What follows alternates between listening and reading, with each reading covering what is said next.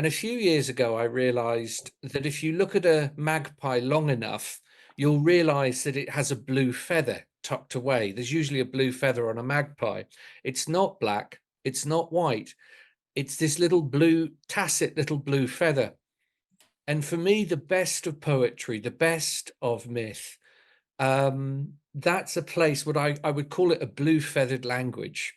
And it has to dwell, it has to live in the tension of what you know very well, Keats talking about negative capability, your capacity to do that and not completely lose your marbles, and to be able to build a coherent culture worthy of the name whilst existing in that tension, seems to me the best of Romanticism. And I mean, the word romanticism is unfortunate, but it's the word we've Yeah, inherited, um, because it suggests something that is perhaps intellectually fantastical.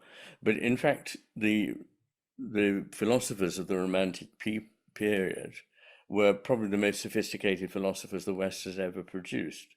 mm, People like Goethe and Hegel and the Schlegel brothers, Schelling, and so on, and the Wordsworth and Coleridge. In fact, I mean, in English, I mean, terrifically important thinkers about things that were pushed out of Western philosophy for a couple of thousand years. Like a thing and its opposite can be true.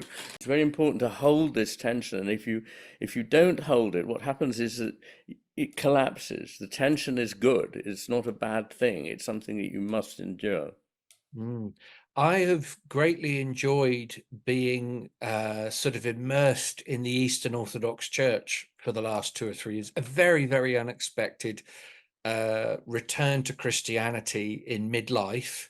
Um, a quite frightening experience to a degree, because suddenly, back to that wonderful phrase of yours, my internal consistency went bonkers when I hit 50. I went on a 101 day vigil in a forest, and at the end of it had what you could only describe as a Christian encounter, which was the very last reason I went out there, or so I thought. Mm, But coming back, it's an amazing story. orthodoxy is very good on unknowing. It's Yes, very good on unmapping. It's yes, very good on the stuff we simply do not know about, yes. but not, as you've described in the book, not the knowing of ignorance, but No, the achievement of being a human being is knowing how little you know and yes. being surrendered to that.